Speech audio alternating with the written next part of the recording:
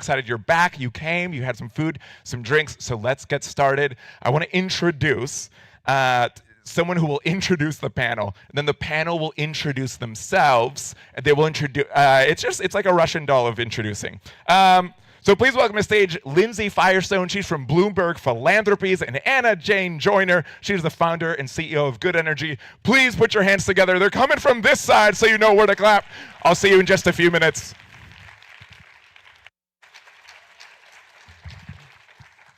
Good evening. I'm Lindsay Firestone from Bloomberg Philanthropies. Big thank you to the Hollywood Climate Summit, the Academy, our esteemed panel, Britt Marling, Zal Batmanglich, Jen Statsky, and our moderator, Cynthia Littleton. And I want to extend a special thank you to all of you guys for coming out here tonight. Tonight's panel is a major milestone. As you just heard in the video, from 2016 to 2020, less than 3% of scripts mentioned climate change at all. And while a follow-up study is in the works, we can already see the trend ticking up. So tonight, let's celebrate that. We're going to talk to writers who are bold and artful, who have crafted memorable stories and characters that we know and love as they navigate worlds that are changing as we all know it. At Bloomberg Philanthropies, we are clear-eyed about the defining issue of our lifetime, the climate crisis. Mike Bloomberg has long been a global leader in this fight, from his pioneering work as mayor of New York City and his leadership as the UN Secretary's Special Envoy for Climate Ambition and Solutions. The Foundation's longtime work, from stopping coal and air pollution to supporting sustainable cities and taking on toxic petrochemicals. Tonight, we underscore that fighting climate means healthier communities, more resilient cities, and, well, a better ending than the alternative. We're thrilled to present this panel in partnership with Good Energy, which we proudly helped to launch back in 2019, and continue to support today to help drive more climate visibility and entertainment, and to support creatives navigating the opportunities, the drama, the comedy, we need it, and the stakes of climate. With a hat tip to the late, great Norman Lear, we support this work because we know that culture change requires meeting people where they are. And while facts and figures define policy, it's great stories that spur change. So I'm really excited to share this with my friend Anna Jane Joyner, who has a great one to share. Huge thanks to Bloomberg Philanthropies. We would not exist without them, and to the Hollywood Climate Summit, a longtime partner, and also to the Academy for hosting us tonight. My name is Anna Jane Joyner. I'm the founder and CEO of Good Energy, and I've spent the past 20 years working on climate. It is all I have ever done my whole adult life. I'm also the daughter of a conservative evangelical megachurch pastor who is, you guessed it, a climate denier. People love the drama of that story. Some might say it's made for TV. And it did actually serve as source material for an episode of Madam Secretary in 2019, which got me thinking, why aren't we seeing more climate in scripted TV and film? So I created Good Energy to change that story. We aim to make it as easy as possible to portray the climate crisis on screen in entertaining and artful ways across any kind of story or genre. And we do this through the playbook that you guys saw a little bit about at first, but also consulting on television, film, and podcast projects, workshops, academic research, and connections to some of the best climate experts out there. We also just released a climate reality check, which is a Bechdel test for a world on fire. We worked with Dr. Schneider-Meyerson to apply it to the 250 most popular films of the past decade. And we were thrilled to find that in the most recent 5 years, they doubled. So climate representation is going up on screen. And that the films that passed the climate reality check made 10% more at the box office. This isn't about sneaking broccoli into brownies. It's about telling great stories that authentically reflect the world that we live in and help us learn what it means to be human in the age of climate change. I started Good Energy because we can't win on climate without stories. But I also started it for a much more personal reason, which is that I need these stories. I live on the Gulf Coast of Alabama. When I'm not here in LA for work, I'm watching my home disappear every day, every year. And it's heartbreaking. And I've gone through a lot of grief and anxiety and fear and anger, as do many millions of people, as do, I'm sure, many of you. The way that humans grapple with existential crises has always been stories. So we need to see ourselves and our world on screen. We need help making meaning of all of this and finding joy and beauty and courage in the midst of it. We don't need just one hero or savior, we need a billion. We need everyone doing whatever the hell they can. And the thing that you guys can do that would make so much impact on climate is to tell a damn good story. That Madam Secretary episode, our first episode of television that sparked good energy, our partners at Rare just did an impact study on it, and they found that after watching that episode, viewers were 3 times more likely to report that they would only vote for candidates committed to climate action. I'm so honored and grateful to be here and to learn from our panelists, who are some of the best storytellers in the world, who are reflecting our climate reality on screen. Thank you.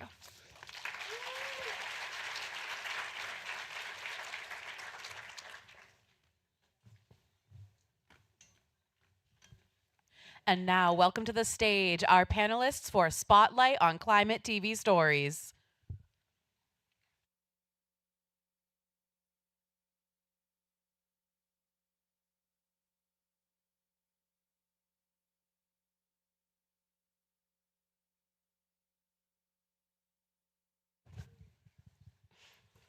Hey everyone. Thank you all so much for coming out here tonight and paying attention to this very important issue. Thank you all for taking time out from undoubtedly busy schedules and all kinds of other pursuits to talk about this, because it is really very important. And you know, that was quite an introduction. Stakes, we got them right. But that is the real truth of what is going on. And the one reason why I was excited, I guess I should start by, I'm Cynthia Littleton, co-editor-in-chief of Variety. Let's start at the beginning here. Sorry, Cynthia Littleton.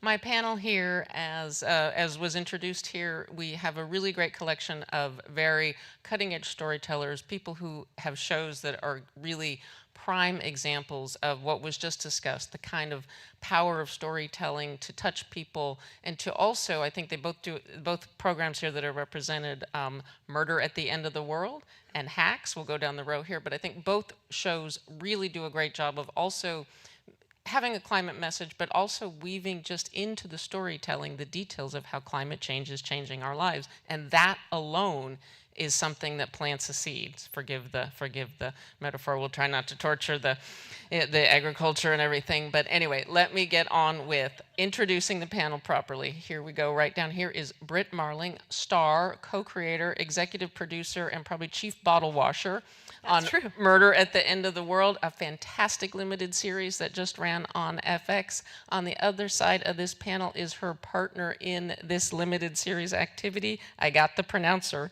Zal Batmanglitch. How'd I do? Yeah, good. Awesome. Good, these two have created some of the most intriguing television, a little show on Netflix called The OA, which I'm still trying to figure out. And then came back last year real strong with Murder at the End of the World, which was so ahead of the curve on AI and what it was going to mean. It's downright scary. So we're going to get some good truths and insights from these two. And in the middle here is Jen Statsky, co-creator and executive producer of Hacks,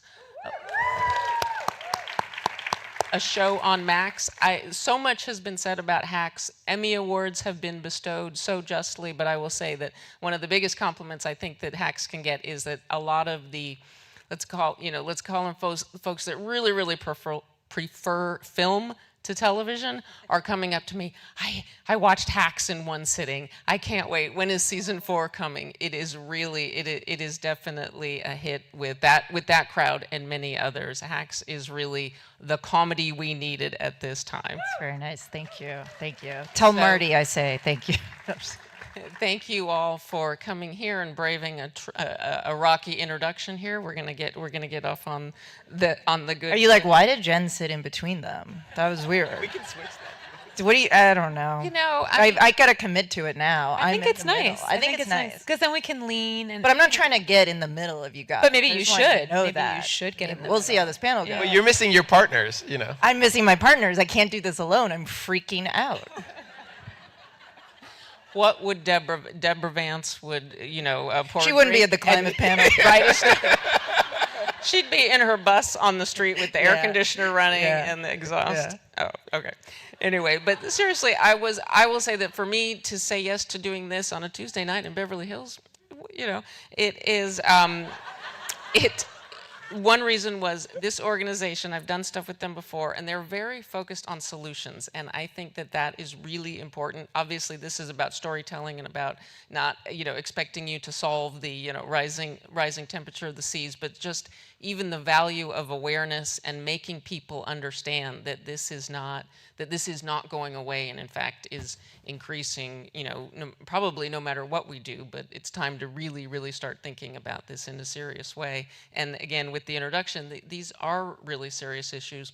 I want to talk some of the specifics in both of your shows, but I'd like to start just kind of at the high level. And as storytellers, do you, when you sit down, do you, in any form of creating your story, do you think about, here's a social issue, here is something I want to address, or are you just totally all about the yarn and the characters and the plot, or is it a little bit of both? I guess I'm trying to say, how do you approach the idea of thinking about how you want to weave a climate story into your script? Does the middle want to start? Yeah, the middle is taken. I think we do try to start from a place of character because we never want it to feel like it's us getting on our soapbox and we're using the show as a vehicle for that. But that being said, thinking of character, this is a topic, climate specifically, that would so obviously be on Ava's mind as a person in her late 20s. And also, we do take this job very seriously, the fact that we get to have our ideas and our words blasted into the homes of however many people, I don't know, but a lot of people hopefully is a huge privilege. And so we do think to ourselves well, what is it that we want to be saying and what is it that we want to be highlighting? And if you're gonna go through all of this to make this show, and it's a tremendous amount of work for everybody involved, you really should be saying something worth saying. And so it needs to come from character first, but I think we always try to find a way to make sure that the things we are putting out there and saying are things we feel are of value to be said. It's that the airtime, or whatever you call it these days, is a privilege. For the sure. best producers always emphasize that, and just as Yes. you did. Zal, what do you think about this? Yeah, I do think that I feel very excited to be storytelling in this decade. I think this is a super important decade because the world as we know it is kind of atomizing, and we need to figure out ways to navigate through that. And I've always used stories to navigate through the world, so I feel lucky that I now have some skill set to tell stories. And I agree with you, Jen, that it's a really important mantle and that we can't wear it lightly. And with our show, and Britt can speak to this better than I can, with our show, we weaved climate crisis into the story because it's what we were anxious about and what we were thinking about. And then we really experienced it shooting, so. Boy, did we ever. In terms of unpredictable weather, complicating shoots, that kind of stuff? Yeah, I think there's a certain aspect of filmmaking that really is not conscious of the resources that it's taking up, not conscious of the way it, you invent a story in a writer's room in Los Angeles, and then you're like, and here we are in Iceland, and we're taking over, and this is what the production's doing, and here are the trucks, and here are the people, and it has a bombastic, loud quality to it where you just drive in, and we really appropriately just got smacked on the face by the climate crisis, which was good because we were writing about it. But it's one thing to write about it, it's another thing to just have everything grind to a halt because storms are coming from directions they've never come from before. They're parking and like dumping snow in volumes that no one in and the Icelandic people are they're not like we are in America here. They're like deeply in concert with ecology and weather. There are 27 different names for snow there. It's like, and they were all just shocked by these storms that we were in. And so, we would try shooting something and then a storm would come from one direction and then another. And we just were, literally at some points we were like holding on to like some grass coming out of the snow while 40-mile-an-hour wind gusts were just blowing tents away, blowing actors away.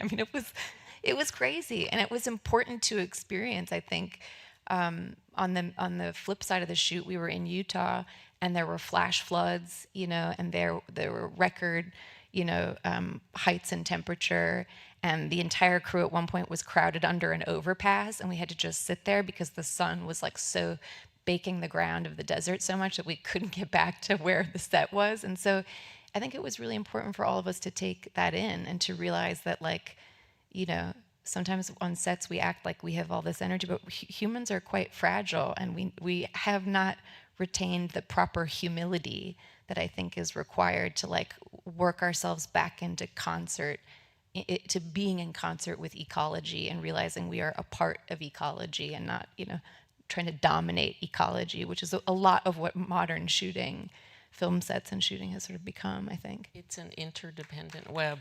It really is. Zal, can you talk about your experience in these conditions? Hearing your story in such stark terms, you can see it on screen. You can feel it. It adds to the mood, and the look clearly of the show is so distinct. As soon as you turn it on, you see that light. That it is very distinct. Zal, what was your experience like in holding down the tents and trudging through this unpredictable storms? Well, I just don't think that we can ever tell any stories moving forward that aren't dealing with the climate crisis, because it is the story of our time.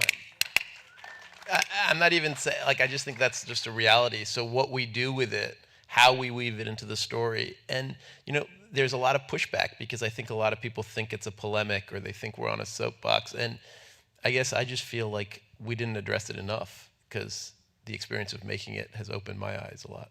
I feel like, this week, Miami, incredible Europe, the heat dome across this country, Europe experiencing, again, all those irregular weather patterns and stuff. You don't have to search very far to work it into the natural course of the characters' lives. And Jen, that is something that I noticed in Hacks, in that sort of, the generational differences between Ava and Deborah that are so stark and so telling about our times and so much a part of the comedy. It's worked in all the time. She's an Aquanet person. The ozone layer be damned. My hair has to stand up. Sure. And Ava is like, wow, do we really have to throw all this away? And that just seems to have been natural.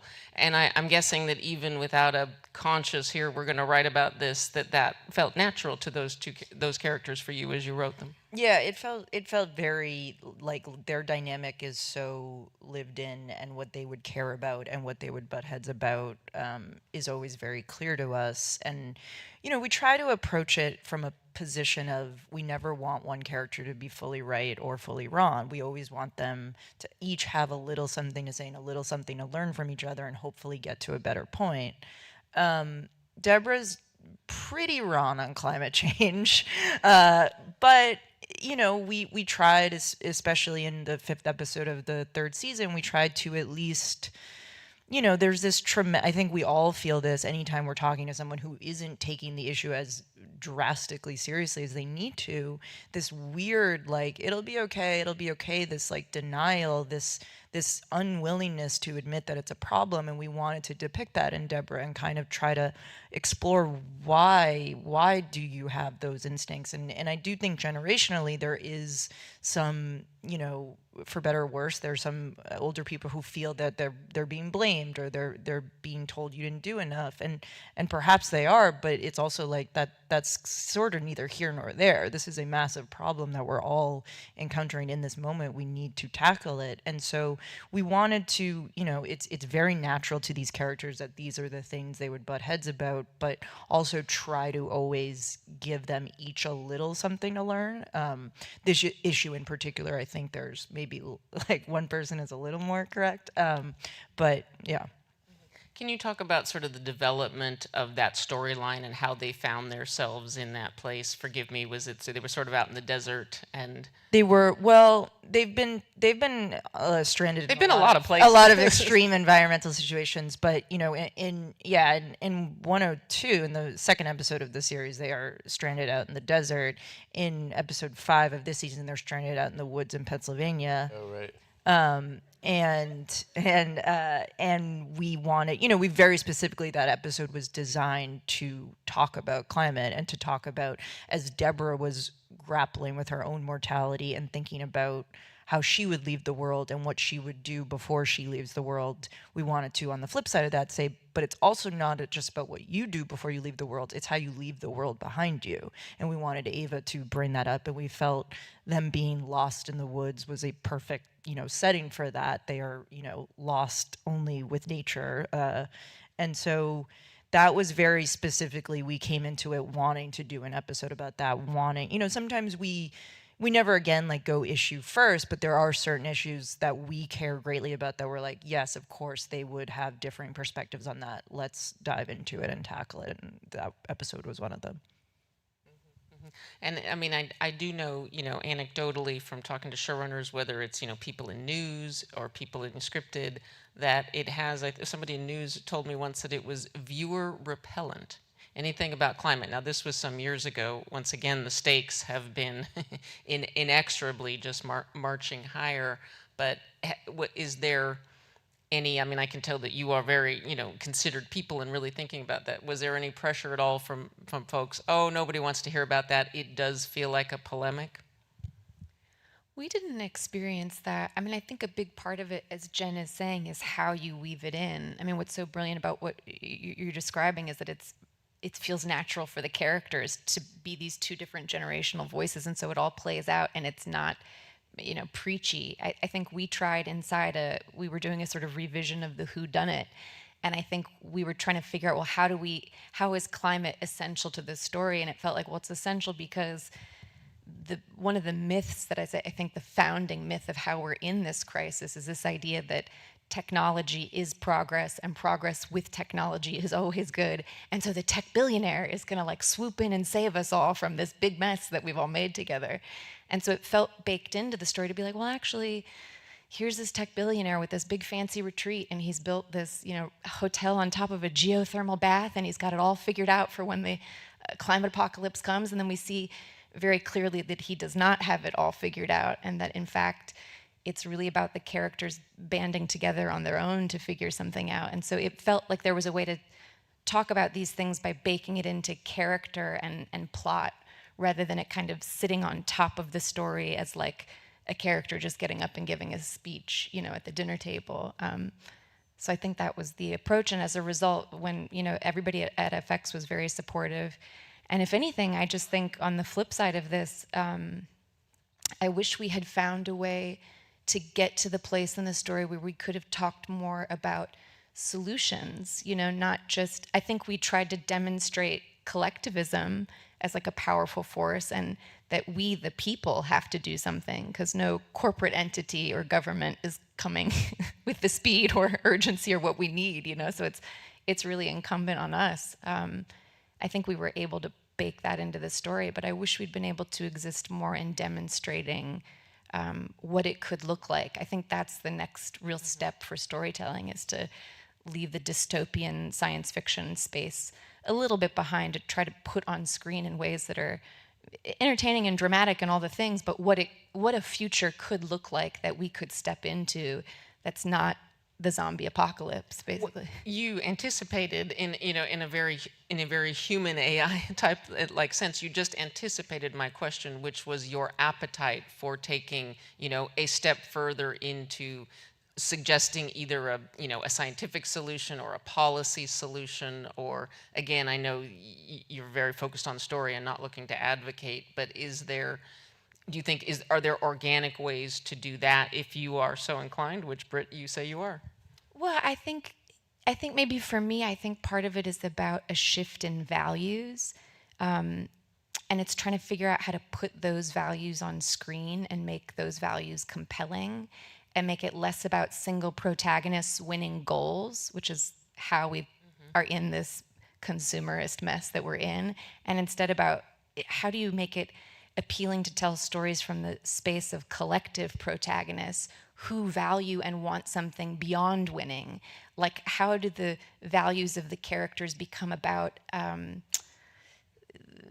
reconnecting with the ecology that's inside themselves? I think it's about coming from the mythological level beneath the stories we're telling, rather than kind of like the decoration on top of the cake, if that makes sense. I'm not being very articulate, but You make sense. You're absolutely I think it's like a very storytelling in a way is like it kind of follows these capitalist ideals of like fundamentally go get the goal, go get the thing, go get the money, go get the job.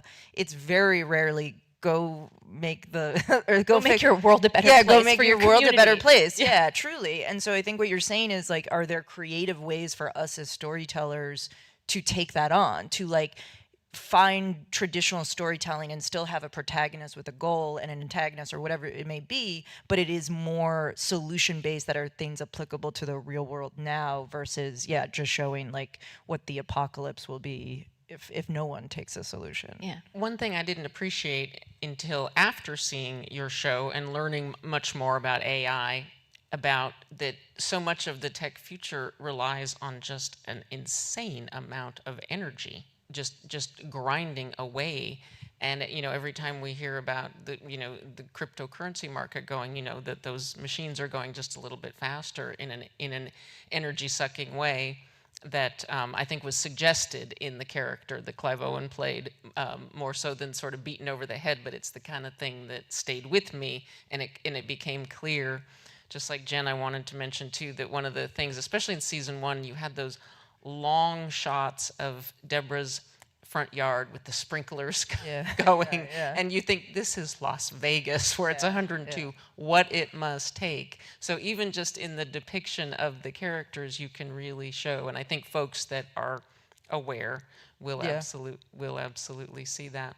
Can I ask, did any of you, well, actually, first I have to ask Britt, after saying that, Zal, is there any chance of any form of murder at the end of the world 2 coming together in a, whether new characters or new issues or places to tackle? Is there any part of that, or do you feel like this was a moment in time and you're moving on?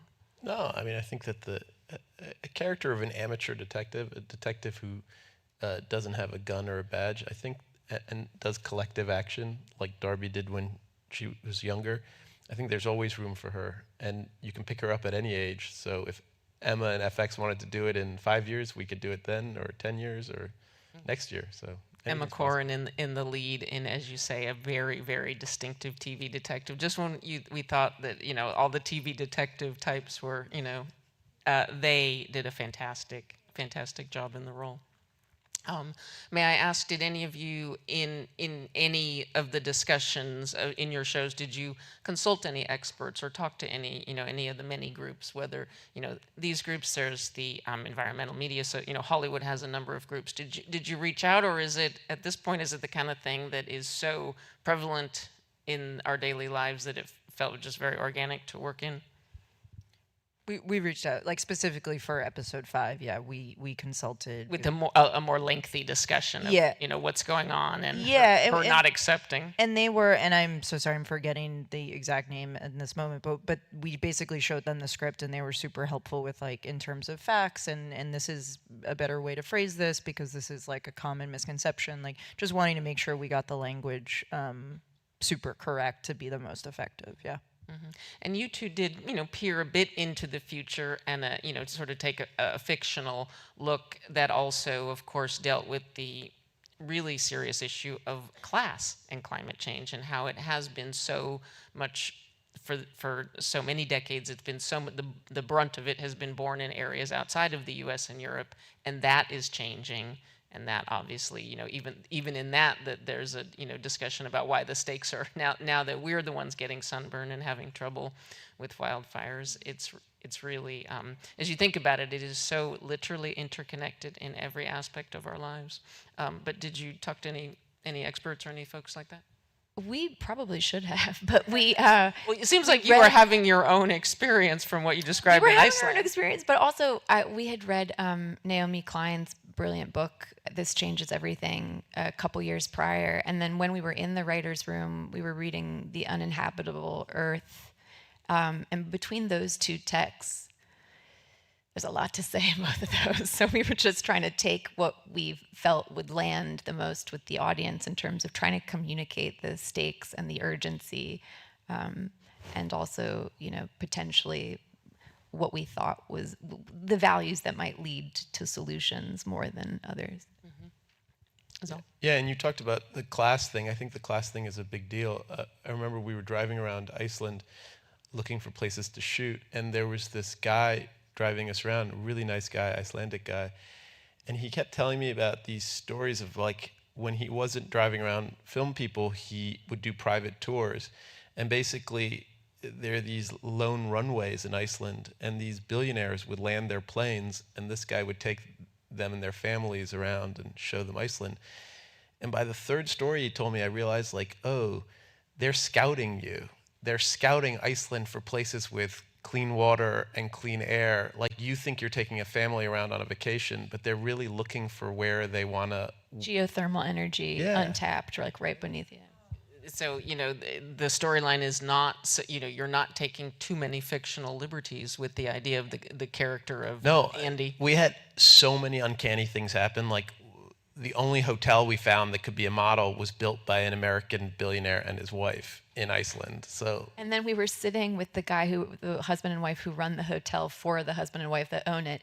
And they were showing us on their iPhone videos of the last couple of storms where they'd gotten snowed in so that they couldn't open the doors of the hotel.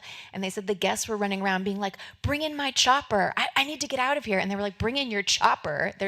We're in a category 5 storm, but they were with all these, people who were used to being able to pay their way out of any circumstance, who were now finding themselves in a situation where money was not going to help them out. And yeah, too much of the things that we were writing about came true as we were writing. That was a little scary. Especially being out there on the edge, that must have been a little disconcerting. Was the setting always Iceland, or was that adapted in any form to the story you wanted to tell? Or was that story conceived as this all happens in Iceland? It was always the Arctic, but yeah. I'm sorry, I was going to... There was a tax credit in Iceland, so that was... that helps. But also it's really beautiful. It's really beautiful. Did they have any kind of... Were you impressed at all with their local facilities for recycling or composting or, Yeah, just their relationship with the earth, as Britt was saying, was really inspiring. The Icelandics were amazing people. And the more we leaned into them and the less we used our American crew and the American style of doing things, the better things got. It's indigenous people know how to do it. Excuse me. Sorry. What do you think of, you mentioned obviously, Hollywood, any way you look at it, any way you slice it, a film or TV production has a big carbon footprint. Are there any practical things you all know just from your work as showrunners, for writers, actors? Britt is quite the multi-hyphenate. Any just sense or anything that you have implemented that has helped, save a couple of reams of paper or just, help with trips? I understand that there's a real push right now to, especially given Los Angeles traffic and in other major cities, there's a real push on transit and trying to be so mindful about your shoots, not only for your time, but also for the resources of all the big trucks belching, you know what? Yeah, we work with the studio and the network to like make sure we're a sustainable set, and that just means implementing things like getting rid of plastic water bottles and eliminating as much waste as possible, letting the crew know, like letting every department know our goal in making the show is to like not create waste. Please do not, give us in a very nice way. Sometimes when you're a showrunner, people want to give you a million choices because they want to make sure you have your options. But it's like, please don't, please don't go buy a bunch of like plastic crap to show me or whatever. And so yeah, just doing that, and everything from like what the crew is doing to like catering, making sure there's like reusable forks and knives, and just kind of over trying to in every point of the process be as conscientious as you can. But like you're saying, it's like it's a huge footprint, it's a huge production, it's the impact of it you can't totally minimize. You just have to try to be thinking about it as much as you can. Intention is important. Now, obviously, Britt and Zal, the kind of dramas you do a lot of location work, and that is that, or tend to. Yeah, I think though one of the things we experienced when we went to Utah at the end, we really pared down to like a very small crew and just 2 actors and all these locations that were right next to each other in Green River, and we could walk from one set to the next, and that was really reminded us of how we came into filmmaking, which was like micro budget independent filmmaking, like making movies for under $100,000, and a lot can be achieved for less when you come at it with the mindset of what creativity can these constraints create. And I think we were able to do that in the Utah component, which was Darby and Bill's sort of road trip across the West. And it reminded us of how useful it is to be that size and how much it gives you flexibility. Like, a rain shower happens over here and a rainbow comes out. Okay, we're just gonna like turn the whole apparatus this way and we're gonna grab it. When you're a huge set, it's hard to be that flexible, but when you stay small and nimble, you can actually sometimes get a lot more. So I think having that experience, we're going into our next projects being like, okay, how do we not let it get to all these trucks? Like the cameras have gotten smaller, they're sensitive to, they can function under very little light now. Like, can we have less lights? Can we have just less equipment? How do we get small enough to be nimble and to reflect the time we're living in, which is like we maybe just don't need to be, everything just needs to come down in size. And yeah. Zal, any thoughts from your experience on sets? No. Okay, gotcha. But I mean, again, intention is important, and whether it's just generational or how you live. I think the idea of saying, please don't bring me 8 options that is a big start, and in numbers can be a big start. So listen up, future showrunners.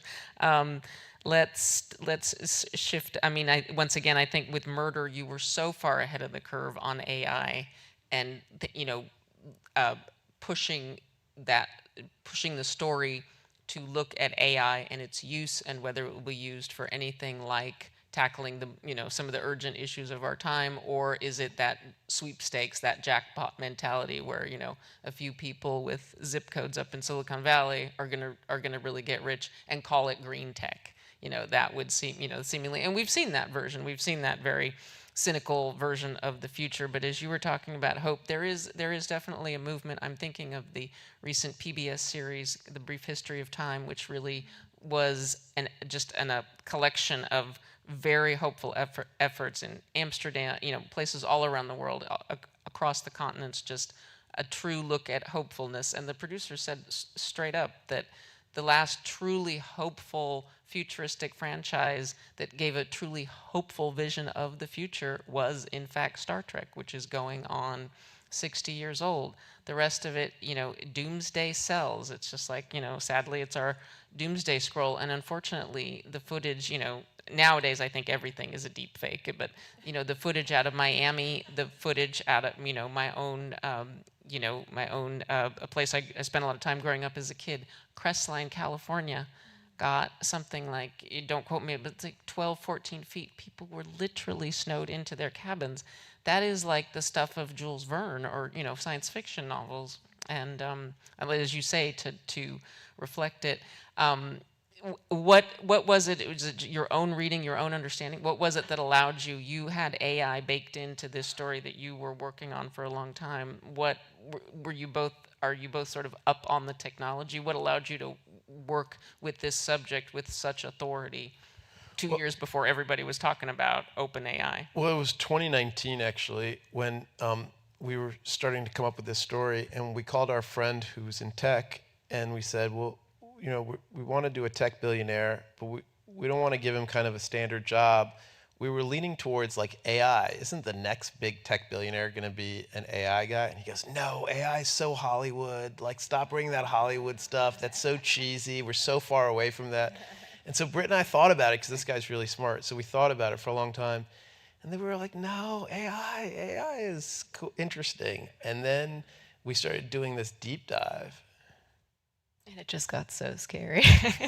It got so scary because I think our initial understanding of it was very influenced by Hollywood. And Hollywood, there's this desire to anthropomorphize the AI and to give it this, you know, to say things like, oh, the AI read this. Give it a name like Ray? Yeah, Ray. But like the AI doesn't read anything because the AI is not conscious. The AI just ingests data. And it's hard for us to keep that in our minds. But the deeper we were doing the research, it's like just, no, these are just a massive, you know, collection of data. I mean, surveillance capitalism really gets into this, but just like massive collections of data from the past, and all of that data is really biased, you know? Like if you take the history of storytelling, it's basically a misogynist, racist history, and then if you try to make more stories out of that data set, you're just chopping up all those narratives and mixing them up and serving them out again, which is certainly not where we need to be.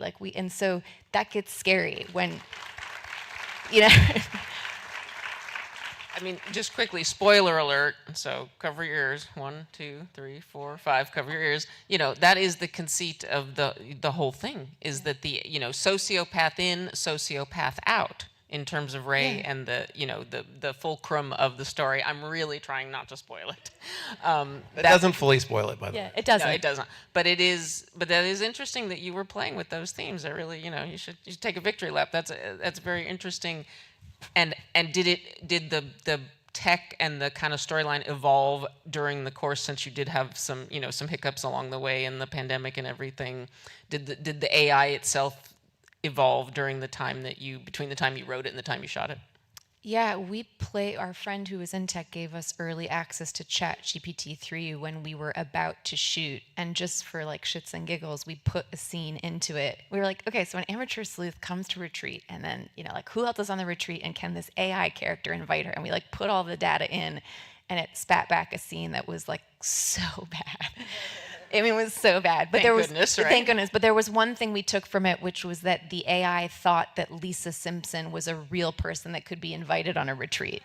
So we kept that and we put that in the script. Wait, what? Because we were like, invite luminaries, and the AI was like, Lisa Simpson, and we were like, you're right, she is luminous, you know, she should come. So we put that into the script, and then later, you know, as we were editing, we were hearing that ChatGPT was going to go public, and we thought, oh, you know, and then it came out, and we did the same exercise again, and it was like, what took my breath away was the exponential change, like where it had been when we started and when we repeated the exercise a year later with the public version, what it had, the level of, I mean, and this is where it gets really scary because it's not writing, it's, what it's really doing is it's, you know, very fast statistical probability math. And so that's empty ultimately, you know, but it gives a mimicry. If I understand, statistical probability math that goes and looks for all the words that it wants to arrange in the way that those statistics tell it to arrange the words. I'm learning in real time. Fancy autocomplete. I think that, like, I mean, yeah. When you put it that way, and when you think about what the brain is doing, is not thinking, how do I write an elegant sentence or a great line, but how do I do the math on those words. And it is for anybody in a copyrighted, I've written for Variety for 30 years. I've written a couple of books, and I firmly believe that they've been ingested into numerous. I've found PDFs of them online, and it really bothers me. I can only imagine you've all seen your work pirated, and it is both a commercial but also an it also feels like an artistic theft in some form. I think it totally is a theft. And I think it leads to the version of the future you were talking about, where there's just a handful of people who've profited off of that theft with the idea that it's somehow green. Or, I mean, I hear this a lot, this idea that like, well, AI will get to a place eventually where we'll just input our problems and then the AI is just going to spit out the answer. And I'm like, what? I don't think so. So, yeah, it's nice at least to be putting these things inside stories and having conversations about them, because I think understanding how AI really functions is the first step towards like trying to figure out a relationship with it in late capitalism that isn't destructive. It's hard. It is, and I think it's going to be grappled with for many years in the courts and in other places. But it is important that it is important discussion, and I can only imagine for you two what it was like. One day you woke up and people were on the streets marching with signs about AI during the WGA strike. That it became one of a few central issues. Did that surprise you or not surprise you? That AI became such a big issue in the WGA and SAG after strikes? Yeah, I mean, I guess yes and no. Weirdly, there was a young woman who was protesting that when the OA was canceled, she was protesting and she went on a hunger strike and she was standing on the corner in front of Netflix. And at one point we got worried about her, so we went to visit her. And I was like, can we get you a sandwich? And she's like, no, I'm on a hunger strike. And I was like, cool. And then she started to talk to me about why she was out there. And it gives me chills to think about, because this was, I don't know, what year was this? 2019, yeah. 2019. And she was like, actually, I'm out here, what I'm really protesting is what I fear algorithms are going to do to storytelling and what it means to put the future of storytelling in the hands of algorithmic gatekeepers. And I was just kind of like, what? And then we went and made the show, and then the strikes happened, and then suddenly there were 300, 400 people marching on that same street corner that she had been on years prior, sort of understanding what it meant before I think a lot of the rest of us did. Yeah. That just, as you described it, very cinematic. Yeah, it was. Jen, how do you think? What would Deborah Vance's AI database? What kind of stuff would it? What kind of stuff would it pop out?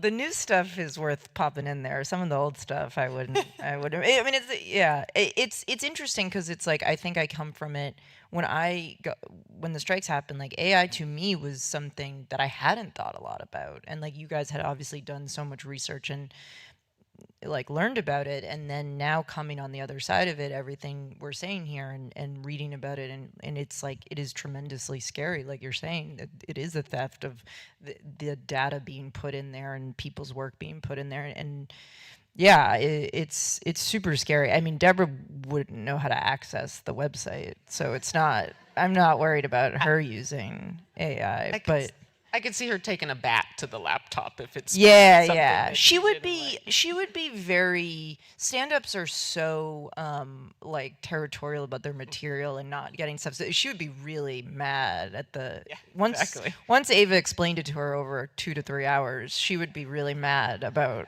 what was going on. Yeah. And the loss of income potentially. And the loss of income. Yeah, which is something that, unfortunately, maybe a lot of people in Hollywood can probably relate to. If not now, then But we're going to leave this on a hopeful note. Going back to the original, talking about intention, and we're going to leave this on a hopeful note. And since I know there's a lot of writers and students in here, I thought we would end with just, as in all the stuff that we've been talking about, obviously storytelling, authenticity, making it true to the characters. Nobody wants to give a speech or a dose of castor oil.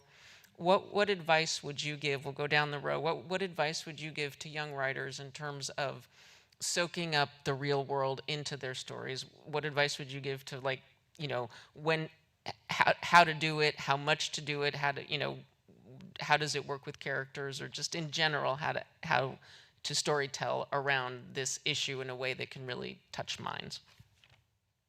Should we start with Zal, or do I have?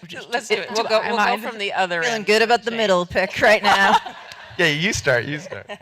Yeah, I mean, I think exactly. You know, I'm now thinking about what you're saying about like AI, about it being fed only what has come before, and therefore, how can it create a solution if it's a problem that has never been encountered before? And humans have a unique what we have that the computers don't have is like you have your unique experience and you have your ability to say something that has not been said before in that specific way. And the magic of storytelling is that you say it in your specific way, and yet it is relatable and universal to the people who receive it. And so I think that is the starting point of all storytelling, is that you have to say, like, my unique lived experience is specific to me. No one has lived the same experience, which is why when you put 1 million stories into a computer or anything like that, you can't put in your lived experience because you haven't written it yet. You haven't created it yet. Only you hold that. And so I think like that is the thing to know, is that only you have that, and until you give it to the world, only you have it. So it's yours to give and give it. Well said. All right, Zal. Well, if there are other storytellers and filmmakers in the audience, I guess I would say something that took a lot of work in A Murder at the End of the World, and that I appreciated a lot in Hacks, is the authenticity to the screens. And to, like, when you watch Deborah Vance's past stuff, like, it feels so real. And we spent a lot of time, and we fought Disney Legal very hard to get like Reddit in there and Facebook and Signal. And I think a kind of authenticity to technology and to screens is also something that connects with an authenticity about the fact that that first 2 weeks or 3 weeks after the city shut down, after COVID, and all of a sudden the sky was clear and the weather was different, and it wasn't as smoggy, and the air was dolphins were clean. back in the canals of Yeah, Venice. exactly. And the noise pollution. Yeah. Is quieter. Yeah, and there's a lot of, I think that kind of authenticity, trying to show the world as it is around us, both for good and bad technologically, and with why it's gotten so hot and so fucked up, I think is really crucial. And the more we are authentic to the world that we're living in, I think the better our stories will be. Absolutely.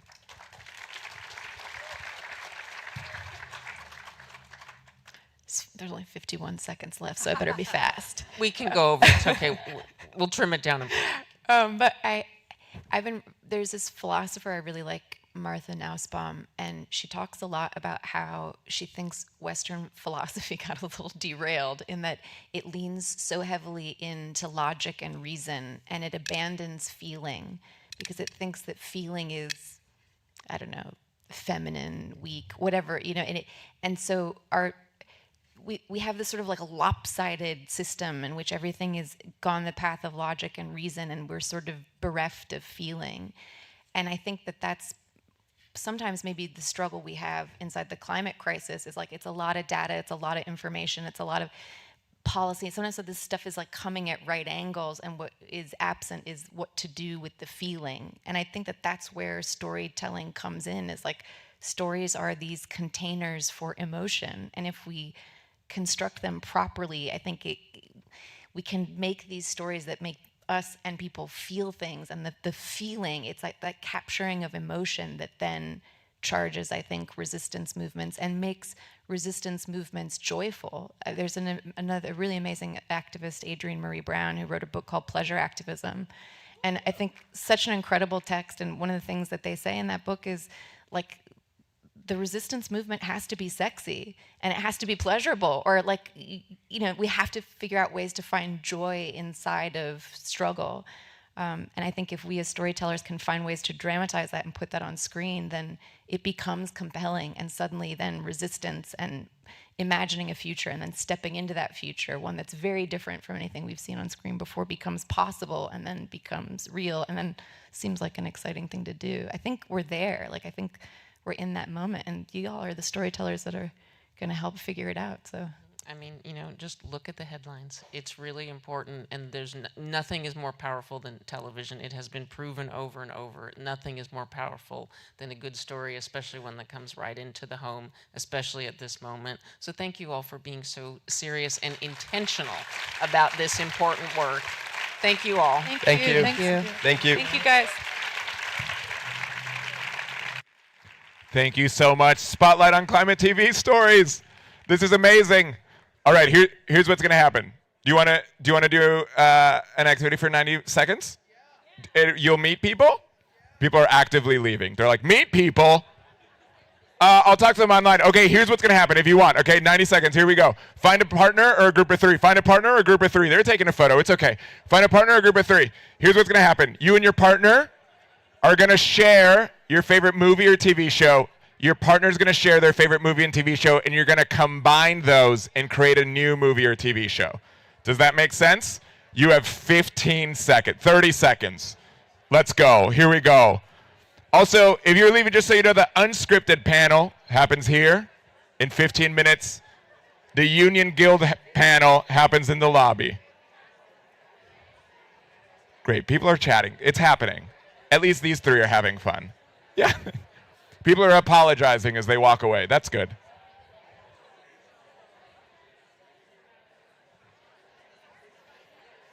Love it, love it. Wherever you're at, I hope you have a great idea, beautiful idea. In 10 minutes, we're going to be back unscripted.